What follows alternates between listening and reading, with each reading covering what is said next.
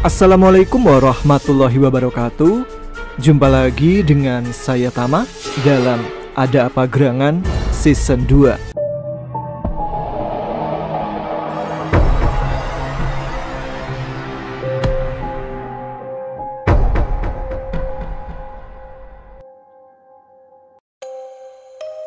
Bagaimana kabar kalian? Semoga selalu diberikan kesehatan dan juga rezeki yang cukup. Episode kali ini, kembali kita mendapat kiriman cerita dari Doni Permana yang sebelumnya berbagi kisah tentang haji melalui jalur gaib, yang kisahnya bisa kalian simak di link yang disertakan ya. Nah, kali ini Doni berbagi cerita tentang kejadian yang pernah menggegerkan desanya pada awal tahun 80-an, tentang seorang gadis bernama Sani. Sani adalah seorang mahasiswi yang naik ke Gunung Salak pada tahun 1979 bersama rombongan mahasiswanya. Dia diklaim menghilang saat perjalanan turun dari puncak setelah izin pipis. Tim SAR, warga, keluarga maupun pihak kepolisian ikut mencari, namun tidak ada titik terang. Sani menghilang bak ditelan bumi. Hingga akhirnya pada tahun 1983, warga Pagelaran, Cianjur Selatan digemparkan dengan kabar ditemukannya perempuan yang keluar dari batu. Nama batunya adalah Batu Iyuh, yang berada di pinggir jalan daerah Gunung Subang Tanggeng. Dan perempuan tersebut adalah Sani, dengan rambut gimbal dan baju yang menempel sudah tidak karuan, seakan sahabat tidak mandi. Sosoknya menyerupai kuntilanak. Yang membuat hal tersebut tidak masuk akal adalah Gunung Subang Tanggeng dan Gunung Salak berjarak ratusan kilometer. Nah, seperti apa kisah lengkapnya? Teman-teman, ada apa gerangan? Ceritanya mulai dari sini.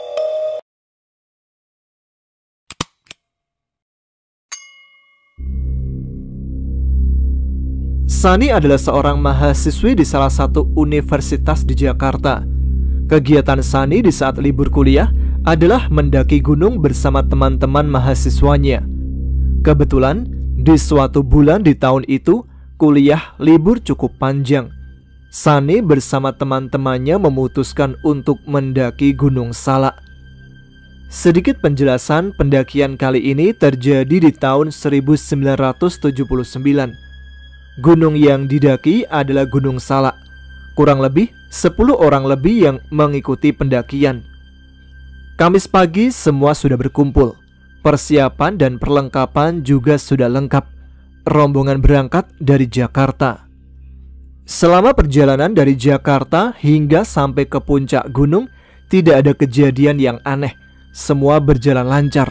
Semua rombongan riang gembira menikmati perjalanan.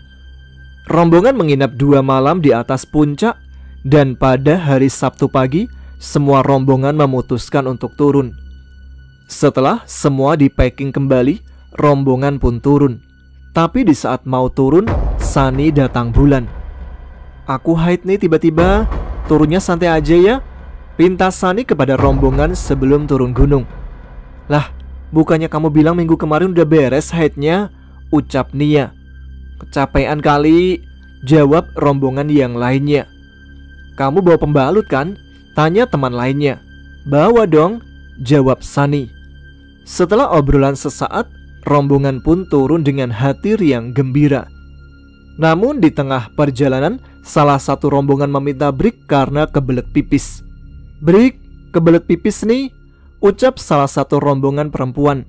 "Iya, sama aku juga," sahut Sani. Mereka berdua pun pipis di samping jalur di bawah pohon yang cukup besar. Tapi di saat Sani ingin pipis, Nia berucap, "San, bocor tuh," karena Nia melihat ada bercak darah di celana Sani. "Enggak ah," ucap Sani. "Lah itu ada darah juga yang netes di daun dan di tanah loh." "Oh, yang bocor bungkus pembalut," jawab Sani setelah melihat belakang ranselnya. Jadi Sani menaruh bekas pembalutnya di sebuah kantong plastik yang digantung di belakang ranselnya. Dan plastik itu bocor. Ih, jorok, ujar Nia. Setelah obrolan sesaat itu, Nia kembali ke rombongan, sedangkan Sani yang terakhir karena harus buka ransel untuk ganti bungkus pembalutnya yang bocor. Tapi hanya sepersekian detik, Sani menghilang dan tak pernah kembali. Padahal jarak dia pipis hanya beberapa meter dari rombongan. Suasana yang tadinya sangat riang gembira seketika berubah jadi gundah, karena setelah dicek ke tempat Sani pipis, dia sudah tidak ada. Rombongan pun berusaha mencari ke sekeliling tempat di sekitar Sani pipis, namun tidak ditemukan juga. "Kamu yakin tadi Sani pipis di sini?" tanya salah satu rombongan kepada Nia. "Iya, tadi kita pipis di sini. Saya tegur karena bungkus pembalutnya bocor. Tuh lihat, ada bercak darah di tanah dan daun," jelas Nia. Lalu diputuskanlah sebagian rombongan untuk turun meminta bantuan warga, tim SAR, pihak kepolisian, dan keluarga dari Sani. Sementara itu, menurut sudut pandang Sani, setelah bungkus pembalut yang bocor diganti dengan bungkus pembalut yang baru, Sani kembali ke tempat di mana rombongannya menunggu. "Lama bener pipisnya," ucap salah satu rombongan sambil berdiri dan langsung melanjutkan perjalanan turun. "Iya, maaf, tadi aku cari bungkus buat pembalut," ucap Sani. Rombongan yang tadinya istirahat sejenak kini bangun dari duduknya dan melanjutkan perjalanan. "Darah haidmu bisa mengundang makhluk astral loh," ujar salah satu rombongan. "Ih, ngomonginnya jangan di sinilah, di bawah aja kan bisa," jawab Sani sedikit kesal. Namun para rombongannya hanya menatapnya dengan datar. Ada sedikit keanehan dari rombongan yang turun sekarang. Suasana yang tadinya begitu riang gembira menikmati keindahan alam berubah menjadi sunyi dan sepi. Bahkan Sani yang sesekali bernyanyi pun setelah ditatap semua rombongan menjadi ikut diam. "Kalian ini kenapa sih? Nggak seperti biasanya?" tanya Sani. Namun tidak ada jawaban, hanya gelengan kepala saja dengan raut muka datar. "Nia, kenapa sih? Ada apa?" tanya Sani kembali pada Nia yang berada di depannya. "Bisa diem gak? Berisik," jawab Nia datar. "Mungkin pada kecapean kali ya," bisik Sani dalam hati. Cuaca di gunung tidak bisa ditebak. Langit yang tadinya cerah di hari itu tiba-tiba mendung dan rintik hujan mulai turun. Tanpa kesepakatan, ketua rombongan berhenti dan langsung membuka tenda kembali. Setelah 4 tenda jadi, hujan turun dengan sangat deras. Perkiraan saat buka tenda lagi masih setengah perjalanan turun. Sampai sore hari, hujan tidak kunjung reda juga, yang akhirnya rombongan kembali menginap di atas Gunung Salak. Tidak ada kejadian janggal ataupun aneh, hanya saja dari segi raut wajah yang sebelumnya Sani pipis sangat riang gembira, kini berubah menjadi sunyi sekali. Bahkan sahabat dekatnya pun, Nia, menjadi sangat pendiam. Malam pun berganti pagi, tenda pun dibongkar kembali. Rombongan Sani pun melanjutkan perjalanan turun. Dan akhirnya, rombongan sampai di kaki Gunung Salak. Perkebunan dan rumah penduduk sudah terlihat. Namun, ketua rombongan memilih jalur turun yang berbeda di saat sudah mau sampai perkampungan. "Loh, bukannya jalur tempat kita menyimpan kendaraan lewat sini ya?" tanya Sani. "Jalur sini juga lebih cepat, ada warung makan juga," jawab ketua rombongan. "Takut amat, tuh rumah penduduk udah terlihat, jadi gak bakalan nyasar," jawab salah satu rombongan. "Bicaranya biasa aja dong, pendakian kali ini sangat membosankan ucap Sani yang sedikit jengkel pada rombongannya. Singkat cerita, sampailah semua rombongan di bawah dan tempat di mana mereka turun adalah sebuah pinggir jalan raya. "San, itu ada penjual tape, kamu beli gih," ucap ketua rombongan. "Kenapa harus aku? Males jawab Sani. "Nurut aja, bisa kan? Apa nggak punya uang?" jawab ketua rombongan. Dan akhirnya dengan terpaksa Sani turun ke jalan untuk membeli tape. "Mang, tape. Sini Mang, beli tapenya," pinta Sani yang mencegat si mamang penjual tape. Tapi anehnya, Bukannya senang ada yang membeli, Mamang Tape malah mundur perlahan dan hendak berlari. "Mang, beli tapenya. Jangan pergi, Mang. Saya dan rombongan mau beli," ucap Sani sambil menunjuk ke arah rombongannya. Tapi di saat Sani menunjuk ke tempat di mana rombongannya berada, mereka tidak ada. Dan di saat itu pula Sani melihat fisiknya sendiri. Rambutnya menjadi sangat gimbal. Baju yang ia pakai sangat kusut dan banyak juga yang telah robek. Badannya tercium sangat bau, seakan dia sudah lama tidak mandi. "Astagfirullah, aku kenapa?" teriak Sani terduduk sambil menangis sesenggukan. Mamang penjual tape yang tadinya hendak lari karena sangat ketakutan melihat fisik Sani, seakan hantu yang menampakkan diri dengan rambut gimbal, wajah kusam gelap, pakaian compang-camping, terlebih lagi karena Sani keluar dari dalam batu yang berukuran besar yang berada di pinggir jalan raya. Rasa takut pun berubah jadi penasaran dan rasa kasihan ketika melihat tingkah dan tangisan dari Sani. Setelah mengumpulkan keberanian, tanggungan tape ia simpan di pinggir jalan. Kemudian Mamang Tape mendekati Sani dengan perlahan. "Mang, saya kenapa, Mang?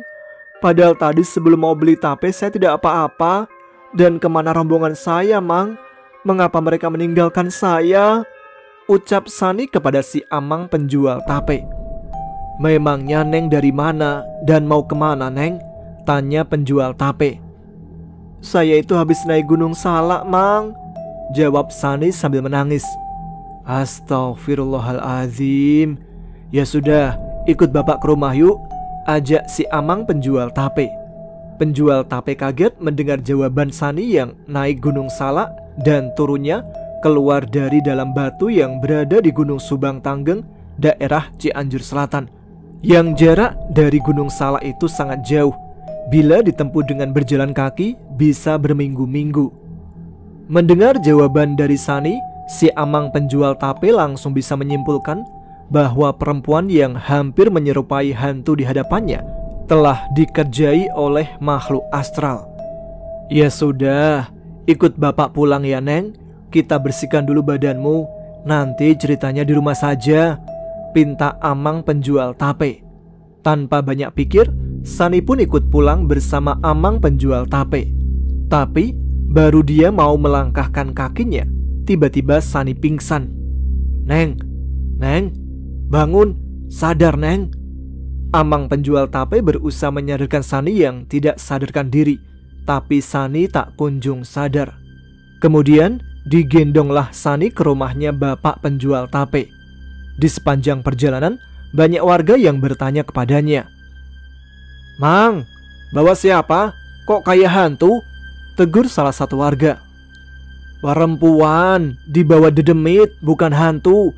Keluarnya juga dari dalam batu iuh." Setelah mendengar penjelasan dari bapak penjual tape, banyak warga yang ikut mengantar ke rumahnya.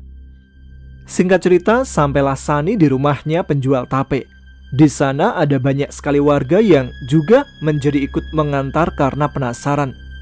"Nyi, cepat mandiin si Eneng, bersihkan seluruh badannya," ucap Amang penjual tape kepada istrinya. Tanpa banyak pertanyaan, istrinya menurut, dibantu beberapa warga lain untuk membersihkan tubuh Sani.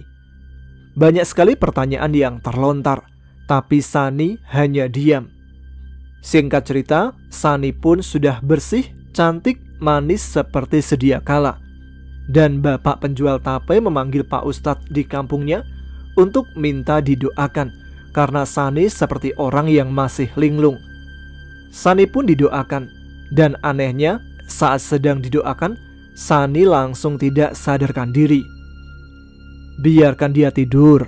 Lama sekali dia berjalan, hingga akhirnya baru dilepaskan. Jangan bangunkan dia sebelum bangun sendiri. Mungkin kurang lebih 2-3 hari baru dia bangun, jelas Pak Ustadz kepada Amang penjual tape. Dan benar saja, 3 hari 3 malam Sani tidur dengan nyenyaknya. Amang penjual tape beserta keluarganya tidak berani membangunkan. Hanya saja banyak sekali warga dari kampung Tanggeng, Pagelaran, Cibinong yang datang berkunjung untuk sekedar memastikan kabar seorang perempuan yang keluar dari dalam batu iyuh. Dan ternyata memang benar adanya. Kemudian setelah merasa sehat kembali, Sani meminta untuk pulang. "Pak, saya mau pulang ya, kangen rumah, kangen orang tua," pinta Sani kepada bapak penjual tape. "Kalau masih sakit, istirahat dulu, jangan maksain Neng," jawab bapak penjual tape. "Insya Allah, Sani sekarang udah kuat kok. Kalau ke Jakarta dari sini naik apa ya Pak?" tanya Sani. "Lebih baik bapak anterin pulang aja ya Neng, takut kenapa-napa di jalan," jawab bapak penjual tape lagi. "Iya Neng, sama bapak aja dianterin pulangnya, entar gak sampai-sampai lagi. Seperti kejadian kemarin, ngeri ibu mah dengar ceritanya juga. Eneng turun Gunung Salak cuma 2 hari loh kemarin, nyatanya sampai bertahun-tahun." Istri bapak yang ikut nimbrung pembicaraan dan setelah tahu semua ceritanya dari awal hingga akhir dari Sani. "Tapi Sani takut ngerepotin," jawab Sani. "Bapak gak bakal keberatan kok, iya kan Pak?" jawab istri Amang penjual tape. "Iya Neng, kalau memang Eneng sudah sehat mah, hayu bapak antar pulang sampai ke rumah," jawab bapak lagi. Singkat cerita, Sani pun diantarkan pulang oleh bapak penjual tape ke Jakarta dengan naik kendaraan umum. Hingga akhirnya tibalah di Jakarta dan tiba pula di rumahnya Sani. Dan betapa kagetnya si Amang penjual tape ketika melihat sebuah rumah yang mewah dan megah yang diakui merupakan rumah dari Sani. "Neng, bener ini rumahnya Eneng, nggak salah kan?" tanya bapak ragu seakan tak percaya ketika melihat rumah yang sangat mewah di hadapannya. Jauh berbeda dengan rumah bapak penjual tape yang beralaskan tanah dengan dinding yang terbuat dari anyaman bambu. "Bener kok Pak, ini rumah Sani, ayo masuk," ucap Sani sambil mengajak bapak penjual tape masuk ke dalam rumah. "Pa, Mah, Sani pulang," teriak Sani di depan pintu langsung masuk ke dalam rumah. Semua orang rumah terkejut ketika mendengar suara yang telah lama hilang. Dan betapa bahagianya ayah dan ibu Sani saat melihat orang yang sangat disayanginya kembali pulang. Peluk dan cium dari ibu Sani dengan tangis bahagia keluar dari matanya. "Kamu kemana aja nak? Ibu rindu," tanya ibu Sani. "Sani juga rindu Bu." Singkat cerita, setelah puas melepas kerinduan, diceritakanlah semua kejadian dari awal hingga akhir. Sebuah kejadian yang sangat tidak masuk akal. Namun itulah yang terjadi, yang dialami oleh Sani. Orang tua Sani pun sangat berterima kasih kepada bapak penjual tape yang telah menemukan dan merawat Sani selama ini, dan juga telah mengantarkan Sani sampai pulang ke rumahnya karena khawatir takut tidak sampai rumah. Singkat cerita, setelah beberapa hari istirahat di rumah Sani, bapak penjual tape pun pamit pulang. Dan seakan ingin berterima kasih atas semua jasanya, Sani dan keluarganya pun mengantarkannya pulang. Hingga akhirnya sampai kembali di rumah bapak penjual tape, sang ayah dan ibu Sani ingin membantu untuk membangunkan rumah yang cukup mewah sebagai tanda rasa terima kasihnya telah membantu Sani pulang. Kejadian ini cukup menggemparkan pada masanya. Seorang gadis yang hilang di Gunung Salak yang akhirnya ditemukan beratus-ratus kilometer dari tempat terakhir dia menghilang. Tepatnya di sebuah batu iyuh yang berada di pinggir jalan daerah Cianjur Selatan. Itu dia sebuah cerita mistis yang dibagikan oleh Doni Permana, warga asli Pagelaran, Cianjur Selatan. Terima kasih untuk Bang Doni. Kita nantikan cerita selanjutnya. Terima kasih juga kepada teman-teman Ada Apa Gerangan yang sudah menyimak. Semoga dapat menghibur dan sampai jumpa di episode selanjutnya. Yang suka video ini silahkan like dan bagikan di media sosial kalian. Subscribe bagi yang belum untuk mensupport channel ini supaya lebih berkembang lagi dan dapat menyajikan cerita lebih sering lagi. Tuliskan komen, tunjukkan eksistensi kalian. Saya Tama pamit, jaga kesehatan. Wassalamualaikum warahmatullahi wabarakatuh.